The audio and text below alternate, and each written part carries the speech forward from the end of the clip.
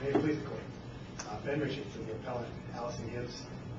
And this is a case about the residency of a 21-year-old who was seriously injured in an automobile crash. The issue before the court is whether on the facts of this case, summary judgment could be granted by the trial judge finding that Allison was not a resident of her household as a matter of law. And doesn't the case resolve itself based on two words? There's no dispute here that Allison's a blood relative. Correct. So the question really is, does she, quote, regularly reside with her parents? Not just reside, but regularly reside. And it strikes me that that terminology is somewhat unique to these insurance policies.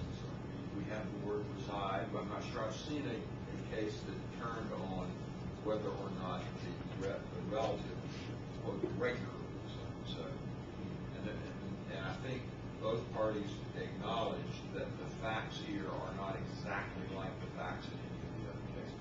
Yes, sir. I think you're exactly right. This case is a little bit unique in that almost all of the reported decisions use the word primarily reside, usually reside, and then most of the other cases follow up with an unexamined minor under the age of 21 or some other limiting language. Well, the language in the policy, though, it seems to me attempts to clarify the term regularly reside by adding the provision that a relative may live temporarily outside of the household. So isn't the question here whether your client was living temporarily out of the household or was away more than temporarily, whatever that temporarily means in this case? Yes, sir. The question for the jury in this case would be whether she is a regular resides in the household under the... Notwithstanding the fact that she bounced all around Florida, at least, and maybe other places. Exactly.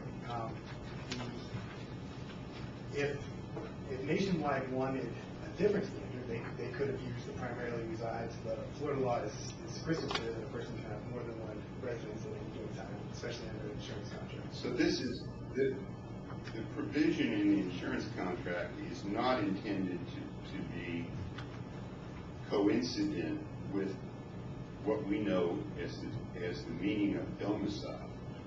Exactly. Under Florida law, they're two different things. Exactly. You can have multiple residents, only one. Only one domicile.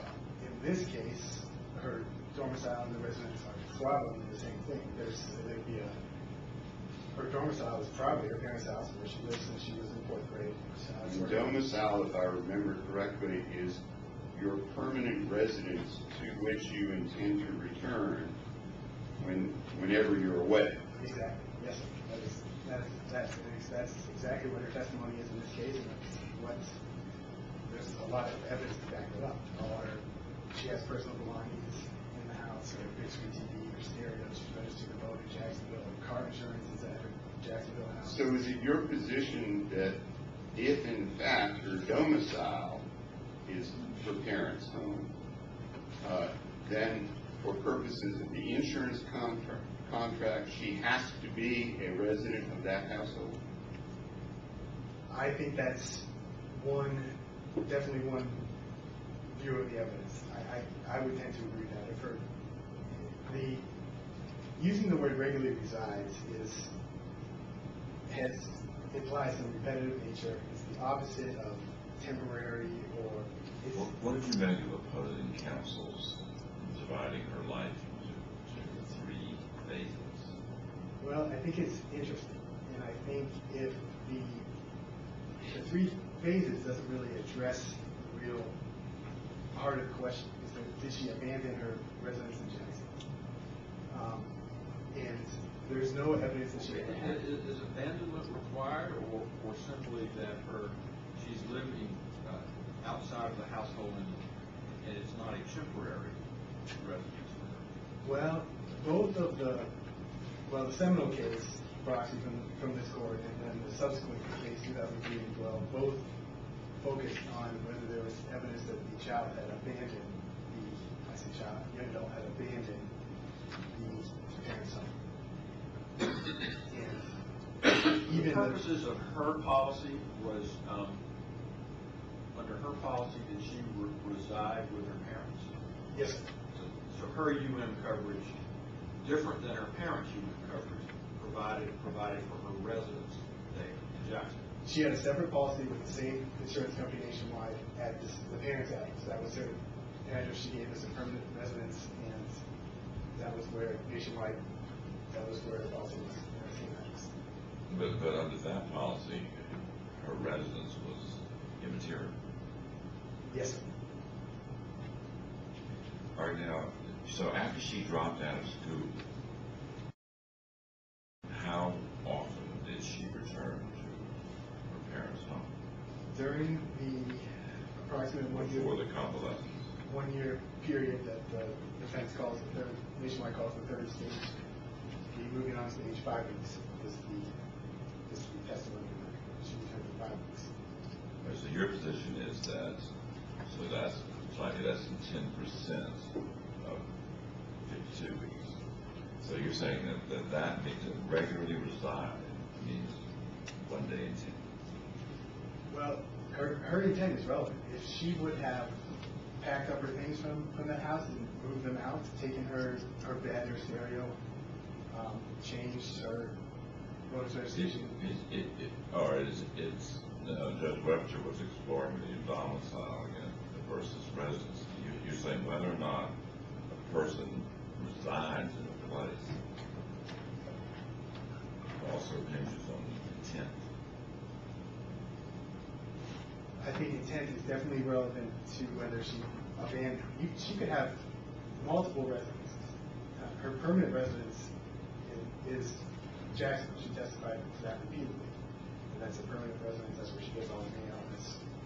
She's dependent on her parents' health care insurance. She pays no bills. Her parents pay all her bills. And she could have established a residence somewhere else. In this case, there's absolutely no evidence she ever did. She's never had a lease of property anywhere. She's never had utilities in her name. She has no dependents. She's not married. She stays on people's couches, and she's never stayed in one place during this time for more than 2 months, give or take. It's not really clear because she doesn't even always know the last name of the person or the family where she was staying. But So arguably, she could keep doing this for the rest of her life and be a resident of her parents' household for purposes of the policy for the rest of her life. Arguably, and I think the jury would have and it would become a closer call as she got past, she's 21, if she got into 30 or 40, but there's certainly case law where the person is much, much older than 21, and they haven't, I mean, she could be home, she could live on the street. And I guess in response to the policy argument that surely this cannot be what insurance companies intended intend when they write coverage of this sort, your response to that would be too bad because if the language is ambiguous, it's construed against them as the drafter. Well, because a little bit. Because the argument you're making would make it very, very difficult for insurers to ever know the extent of the risk they're underwriting at the time they write the policy. Well, I respectfully disagree, Judge. And here's why. If they wanted to limit it to one residence, they could put that in the policy just like a lot of the other cases. Well, that's the same as saying they wrote the policy to the extent that there's an ambiguity, we hold it against them. Exactly. You can't hold that against us. Because I can see a situation where you might, instead of a child of these parents, one of their sisters might live with them off and on, have stuff in a room there all the time, sort of comes and goes, maybe has an RV that she drives around the country, and every year stops in at her sister or brother's home for a week or so because she's got all her stuff there. They have the extra room. The insurer would be on the hook for her. Well, arguably, I think that the I think the language in this case is intended to avoid situations like this court's decision in Within or the other case of Cologne, where someone has a house, they temporarily move into another house with a parent while their house is being prepared for a flood, or when they're married and have kids and they have an argument with their wife. But regularly resides is what Allison did in this case for 10 plus years. Her residence isn't Jacksonville. Where is it? It's where In her suitcase. Well, I mean, you see what my concern is. My concern is, how is an insurer ever going to? I guess the agent, when he or she is considering the application, would have to ask the proposed insurer: is number one, is there anyone else living with you in your home? Number two, has anyone who's related to you left any belongings in your home with the intent to periodically come back and use your home as a crash pad? I mean, wouldn't you have to ask all of those things? you might, but in this case, Nationwide knew that was her permanent residence. That's the address she gave Nationwide in her own policy, and it's not. She's not using this as a crash pad. I mean, this is her home. This is where she doesn't pay any bills. Her parents pay all her bills. It's a great life if you can give it. Exactly, but it's not an uncommon situation for someone her age, and certainly there's ample case law that she would be covered under this policy. And you get all these cases that hold it when somebody is temporarily residing at a college or university, even though they're away from home 9 months of the year or whatever, even maybe for the whole year if they're going year round, they're still considered a resident of that household. Exactly, but we don't just have student cases. I think I may have cited 7 different cases where they're not students. 2 of those, both from the first district, it was held as a matter of law that the person was covered. The other 5, it was a jury question. So, and if Nationwide wanted to limit it to students, a lot of the other cases have done it. Bonnage, and other cases, so it certainly could have been done. So I'd like to save the rest of my time for rebuttal. Well,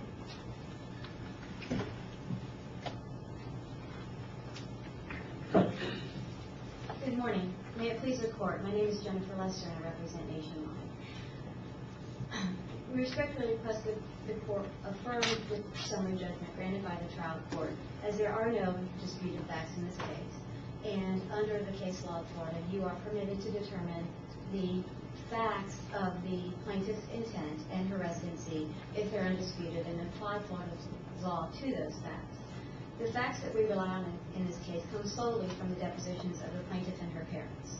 They are not disputed, and they're very clear that the plaintiff had 3 distinct times of her life in which 2 of them she would be covered under her policy with Nationwide, and 1 of them under this court's case law, beginning in the Broxy case, she would not.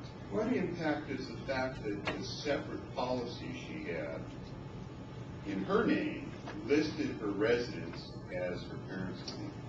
The only impact, Your Honor, that I believe I mean, you were willing to take her money, or her parents' money, for that policy. And she has UM coverage under that policy, and that policy is billed to her parents' address. So you've not, there's no contest over that policy. No, there is no contest over that policy, none at all. And that shouldn't have tipped you off that she considered her parents' home her residence. It is not unusual for parents to continue to pay We know that. a child's insurance even when they're on their own and they've left school and they're trying to make it on their own. The Reed case demonstrates that sometimes parents pay a child's living and school expenses as when that child is a dependent, and sometimes they provide a little extra financial support so that that child can maintain a separate residence, and that's what happened in this case. While Allison, or Kaylee, was living at home, and while she was in school in Orlando, her parents provided her with 100% of her support. And she clearly, under the policy language here, or under any of this court's or any other court's case law, she would be considered to be a resident and would be entitled to her parents' policy. When she leaves Orlando and moves to Tampa to try to make it on her own and begin her life and find out what kind of job she wants to work, she becomes an independent person with their own residence. Now, that residence changes, and she has a sporadic job history, but she testified in her deposition that she was working full-time, that she paid her rent, she paid utilities to the people with whom she stayed, and her mother testified that as long as she wasn't in school, they very much limited the support that they gave to her. The evidence is uncontradicted that she paid her own rent most of the time, and that she supported herself either by bartering services with the people that she lived or by working at various different jobs.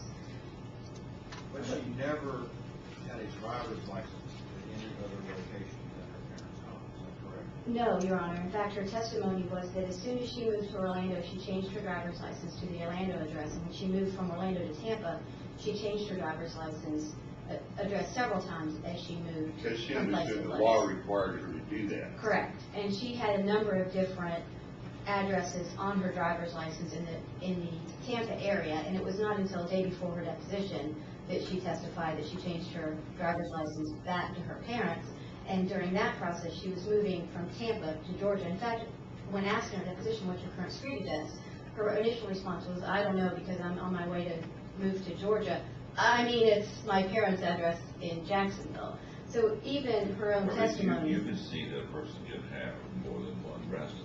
A person can have more than one residence, but they have, under this case, the case law enunciated by this court and by particularly the second district, the person has to evidence some intent to make the residence their residence. Both she and her parents testified that during the 3 to 5 weeks that she came to visit her parents, they were visits or vacations. She never testified that she intended to come back, and we know that she didn't. We know that after this accident occurred when she was on her way back home to Tampa from a convention in Atlanta, she was badly injured. She was taken home to her parents to convalesce, and as soon as her doctor here in Jacksonville released her from his care, she was picked up by the people she lived with, and as her mother testified, went home, to Tampa, to go back to her life there. And she did not come home for the holidays that year. She then the next year moved to Georgia. She has never, since moving from Orlando, evidenced an intent to move back to her parents' house. This case really falls under Broxy. It is factually distinguishable from every case that both parties cite, but this is really Broxy 1 year later. Does the record reflect whether the premium for the UN coverage on under the parents' policy reflected other relatives residing in the parents' address? The record does not reflect that information. So we don't know how the premium was calculated for the parents' coverage, UN coverage. That is not part of the record. The record in this case really consists of the fact that's testified to by the plaintiff and her parents and the language of the policy. But in Broxy, this court says because the plaintiff had just finished school and had not yet started employment anywhere else, she was still considered a resident of her aunt's house. Broxy is this case almost as when the plaintiff is on her way from Orlando to Tampa. This case occurs a year later. This case is Broxy 1 year later after she has moved and established a residence in Tampa and has obtained full-time employment there. The plaintiff testified in deposition. Her employment was sporadic, but she did have a number of jobs where she worked 40, or as she testified, 40 plus hours a week in Tampa, making her own way as an employee, a full-time employee of various different corporations in Tampa, daycare corporations, and some, I believe, telephone solicitation company, and she was working full-time. So this case falls... Your position is she left home, it's just not entirely clear where she went. Well, she went to the Tampa area, but she lived with different people in Tampa. She testified she never did sign a lease, but she did pay rent to the people with whom she shared places in Tampa, where she bartered out services to pay for her rent and board, her room and board there. And some of us understand that in today's world that's almost as common as having to continue to pay expenses of adult children. Yes, Your Honor. Take judicial notice of that, probably. Most importantly, the vast majority of the cases which find that an adult child is considered a resident are cases where the children are either full-time students or just, as in Broxy, just ended their academic career. In this case, she had ended her academic career over a year, or approximately a year prior to this accident. She left the area in which she was going to school. She testified she never applied for school in Tampa, that she had a vague hope to go to school at some point later, but she had not yet made any concrete plans to do so, and had not, at the time of her deposition, continued her academic career. So she cannot be considered a full-time student. She cannot be considered in between schools, as was the case in Beckland. And the only other cases decided by the first district are cases really where the adult child is still living under the same roof as the parents, which is not the case here. It's important to note she did not live with her parents. Her mother testified that while they maintained a room for her, her room hadn't changed since she was 10. So it was a suite, right? It was a suite of rooms, and that her mother said that that was maintained as it had been since she was 10. So she had this crash room the whole time since she was 10 too, with a big screen TV and everything? The mother testified they had a 6-bedroom house and one child, so I guess she had an opportunity to have a playroom, a crash room, and a bathroom, and her own bedroom. Chill room, That's Whatever. what the mother testified to. It's very clear that the law is that a resident is one who lives in a place with no present intent of leaving. She didn't live there. So she couldn't have no intent of leaving, and she clearly, based on her own testimony, had no intent of coming back. Very clear that she intended to leave as soon as she possibly could when she had been released from her by her physician. She did not come back for the Christmas holidays. She couldn't drive, but her parents didn't go get her. She didn't come back again almost until the time of her deposition, and at that point she's in the process of moving from Tampa. But very critically, and although this occurs after the accident, the trial court relied strongly on the evidence of her intent to move, whether or not she intended to move back to her parents' residence, where she was going when she moved from Tampa. She testified that her friends were no longer in Jacksonville, that her friends were in Orlando, Tampa, and Georgia, that she did not intend to move back to Jacksonville, but instead intended to move back to Georgia and obtain employment. How long was she gone from her parents' home before the accident? She moved from her parents' home in June of 2005 after she graduated from high school to go to college in Orlando. She remained in Orlando until approximately October of 2007. The accident happened in September of 2008. So she was gone a little bit, almost 3.5 years. And during that 3.5-year period, did she ever return to her parents' home for any significant period of time? Her testimony is that she only returned to her parents' home for holidays and visits, that she occasionally took a vacation and went home to her parents' home. But she never, again, moved home for any length of time. She only visited there for at most 2 weeks when she was homesick or when she wanted a vacation from what was happening in her life. She didn't move, she didn't take her things. She said, visited her parents. So she never brought her belongings with her back to the home during the 3.5-year period. And I mean, all of her things. She testified that she did not have, I asked her furniture, and she said she had hand-me-downs that she carried with her from place to place in Tampa.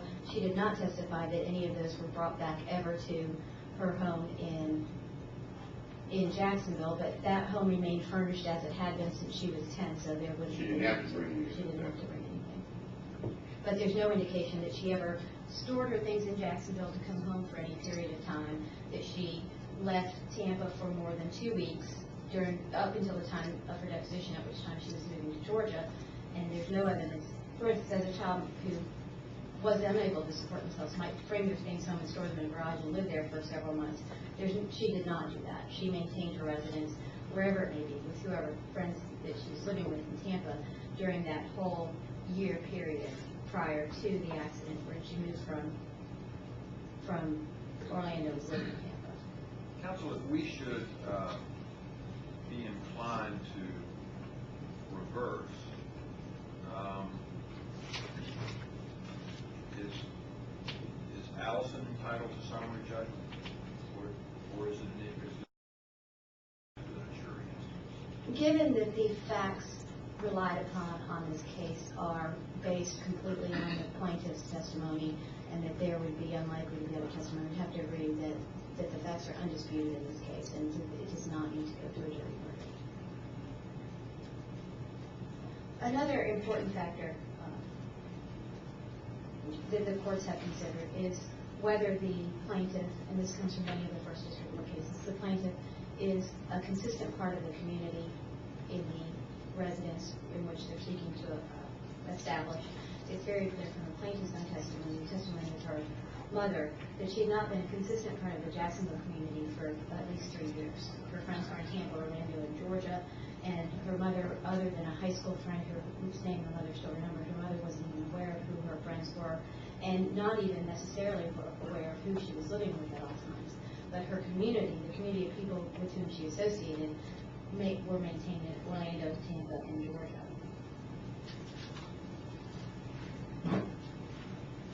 Since she does not fall under any of the exceptions which allow adult children to be considered residents of their parents' home at the time that they're living elsewhere, clearly the court should affirm the trial court's grant of summary judgment in this case.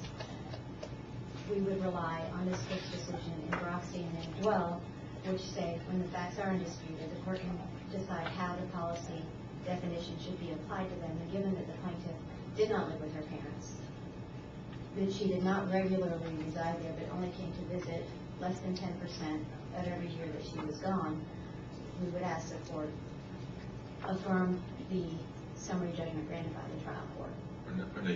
So nobody has a case talking about regularly residing? There does not appear to be a judicial definition of regularly reside, but it certainly is subject to the common knowledge of what it would mean to regularly reside with someone, and less than 10% cannot be considered to be a regular residence with her parents when she clearly evidenced no intent for that to be the case. You couldn't have a summer home in Maine that you regularly resided in a few weeks every summer? I think that you would need more facts in order to make that make the case for that either way, but the policy language in this case says that the plaintiff can temporarily, it's further defined as, you said plaintiff's counsel, it's further defined by the language that says that you may temporarily reside elsewhere. It's clear that Ms. Gibbs did not temporarily reside away from her parents' house, but had sought to make her permanent residence away from them by the time that this accident happens in 2008. My time is almost up. Thank you. Thank you, Ms. Lester.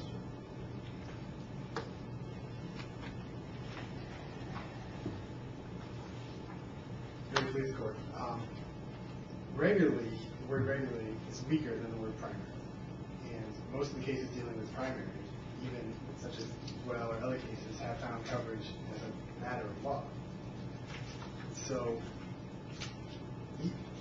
we could still conceivably get to the jury if it uses Right, so do you have cases that say that somebody is primarily resident at an address at which they spend less than 50% of their time? Exactly, Your Honor. That's this court's decision in 2003 as well. And most of the cases use the word primarily reside, whereas regularly is weaker. And then regularly suggests multiple residents, whereas primary could be one residence or where she spends the most of the time. In this case, that would change by the week or the month. But even her primary residence is Jacksonville. It's where all her mail goes. It's where all her legal documents go. It's where she's registered to vote. It's where her car's titled. That's where everything is. When she moved to Tampa, she didn't become independent. She's never worked at a job for, it's unclear, more than 4 or 5 weeks. She's made $6 an hour. She has never had benefits. She's never had stable employment, or she's never even stayed in the same place for 1 to 2 months. She worked on a farm in exchange for a couch. Her possessions are still in Jacksonville. She didn't ever move them out of her parents' house, her TV, her stereo. I thought all those belonged to the parents.